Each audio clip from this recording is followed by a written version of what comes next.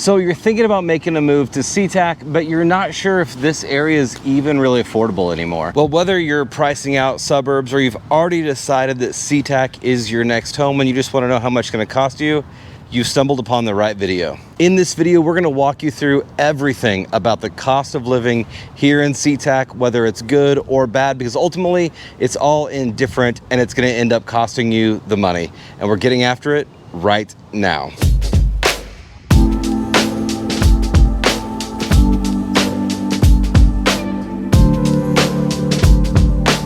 Hey guys, Chris, myself, and our team, we're getting phone calls, texts, and emails every single day from people just like you and you and you looking to make their move out here to Seatac, and we absolutely love it. So whether you're looking at making that move here in the next 3 days or in the next 3 months, shoot us a phone call, text, or an email so we can help you make that smooth move out here to Seatac.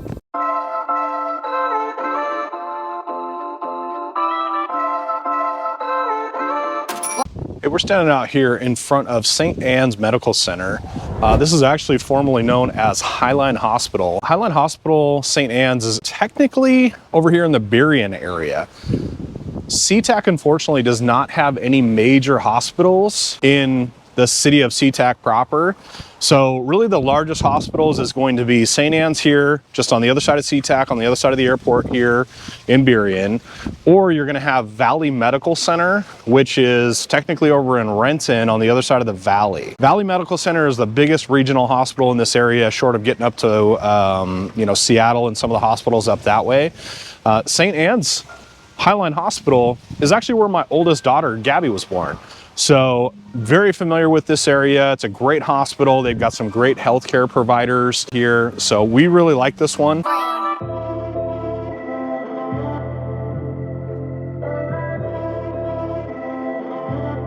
When you're thinking about healthcare costs in the city of Seatac, we are about 20% below the national average when it comes to healthcare costs. So when we've got a doctor's visit that's about $145, a dentist visit that's about $125, you have to take those numbers with a grain of salt, right? Because it very much varies greatly on your health insurance coverage, how much your deductibles are, all those kinds of things. But as far as an average number is concerned, we're about 20% lower in the city of Seatac for healthcare costs associated with medical care. Some of the other things to consider when you want to live in Seatac and you're thinking about medical care is, where are the doctor's offices located? Like I said, this one here is located in Burien. Valley Medical Center is over in Renton. If you want to get to some, really high-end specialists, you're going to be down at Harborview or Swedish, all the way down in Seattle. If you're wanting to be very close to a major hospital, granted, you're only about 10 minutes away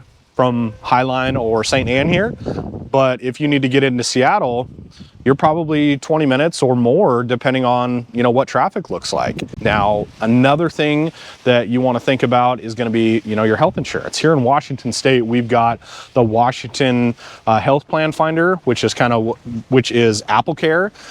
It's our open market for health insurance here in the state of Washington. You may have heard Austin talk about it on some of his other videos that we do. We also have AppleCare here in Washington. That's our open marketplace where you can go in twice a year. They have open enrollment. You can go and pick a medical plan that you want to go with that will, be your health coverage, and choose whatever you want. They've also got state coverage health insurance, and then obviously employers have got their own different types of coverages depending on, what company they're going with. No matter where you live in the country, groceries are going to be an expense that you absolutely just can't escape, and they're not getting any cheaper. Today we are inside of the Safeway here in Seatac.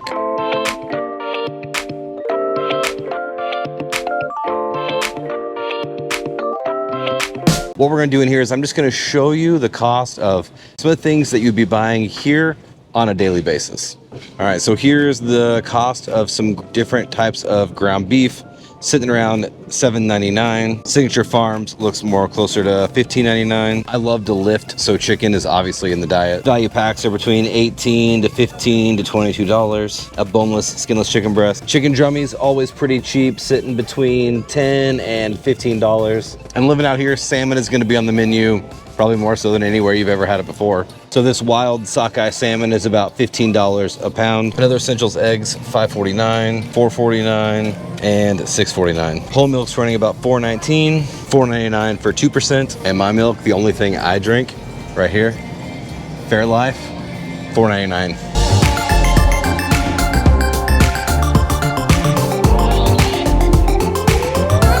And for the parents out here, I'm sure you wonder what it costs for these kiddos. Pull-ups are $30, box of Loves is $30, and pack of wipes, 20 bucks. Food here honestly doesn't seem so much more expensive from where I came from in Missouri.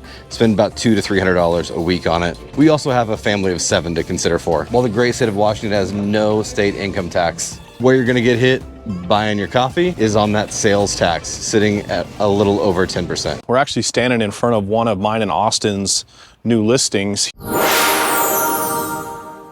here in Seatac right now. This house is listed for $975. Just to kind of give you a little bit of a comparison. It's got 4 bedrooms, an ADU apartment, beautiful backyard, all single level, really nice finishes. The average cost of a home in Seatac, Washington is about $670,000. Now, the flip side of that is condos are around $540,000 here in Seatac.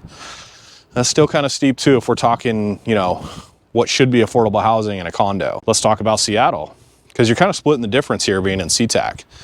Seattle, the average price of a home is a little bit over $1 million. $1,015,000. The flip side of that, Tacoma, on the opposite end of the spectrum, the average is only about $515,000. Being in Seatac, you're much closer to Seattle. You're splitting the difference, you know, as far as what the average price for a home is going to be. If you're talking rentals here in Seatac, rental prices are really gonna kind of fluctuate. Now, I don't know about you, but if we're talking $3,500 to rent a house, why wouldn't you just buy something? The qualifications nowadays are basically the same. You've got to have all of the same amount of income in order to qualify to rent a house as you do to buy a house, job history, credit. I mean, the list goes on. So in that instance, if you could buy something for almost the same price as what you're going to be paying for rent, why wouldn't you just try to buy something, gain the equity, and then sell it later when you get to move out?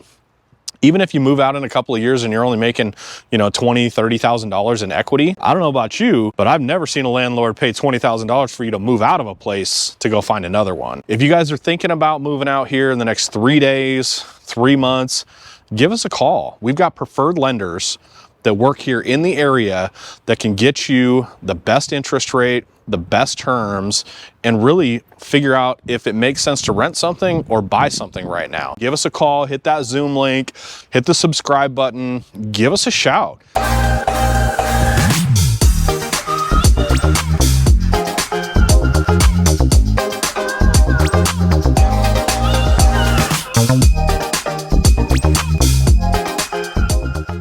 One major cost you're gonna have here in Seatac is gonna be transportation. We're sitting right here outside of the Angle Lake Light Rail Station, which is one of 3 separate light rail stations here inside of Seatac. The light rail is probably one of the most popular forms of public transportation here in the city, especially having multiple locations. Now, to ride the light rail, it's gonna cost you about $3 each way. Can get you into Seattle in about 15 minutes. So this is a super popular choice, along with the light rail heavily expanding out and all the way up north past Everett. It makes the opportunities a lot bigger for you to use this form of public transport. Living in this area, most people have a car. We're not so ingrained into a city here that you're not gonna have a vehicle.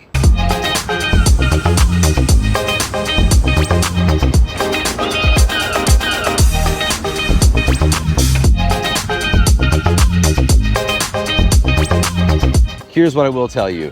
Gas right now in Seatac is sitting at somewhere between $4.99 and $5.50. So fuel cost is gonna be brutal. For a while there, we were really playing leapfrog between us and California as to who had the most expensive fuel.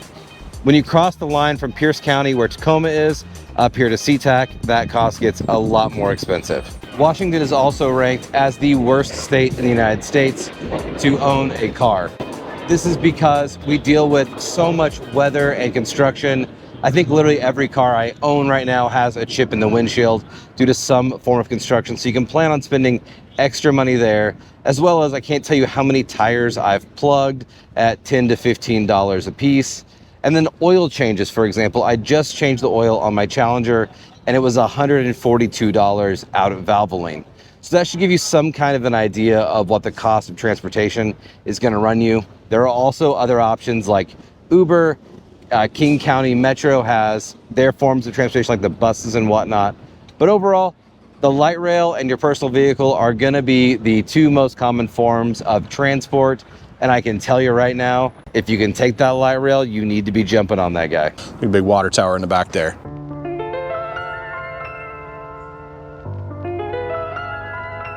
So utility costs on average are about 11% lower than the national average here in Seatac. So a typical utility bill for power and water are really only going to be about $170 a month. And some of the things that you could probably attribute that to are going to be a more mild climate. We just don't have the swings of the highs and the lows here in Washington.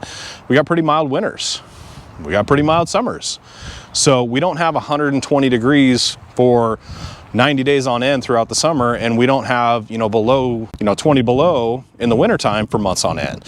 So that really does help with swing when we're talking about what your utility costs are going to be.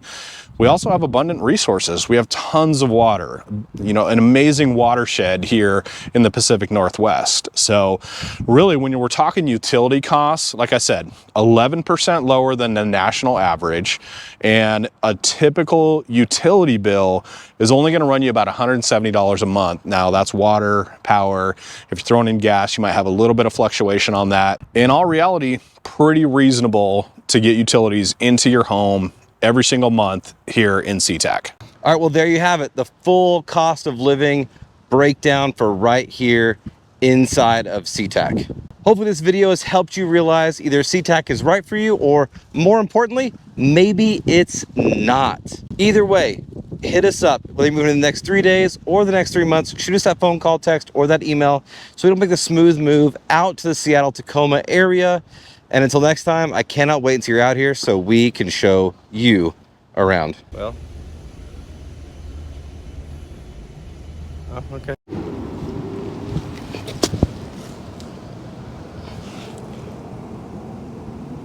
I have no idea how much storage I've used up on my phone today. Yeah. It's got to be a lot. And then I'll make a video of me being old as shit trying to get down this.